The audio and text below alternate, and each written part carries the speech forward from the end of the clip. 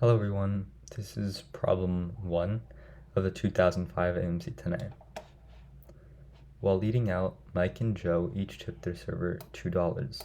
Mike tipped 10% of his bill and Joe tipped 20% of the bill. What was the difference in dollars between their bills?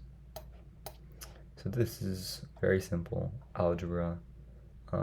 So 0.1% of Mike's bill was $2, while 20% of Joe's bill was $2. And it's probably easier if I just wrote this as fraction representation, so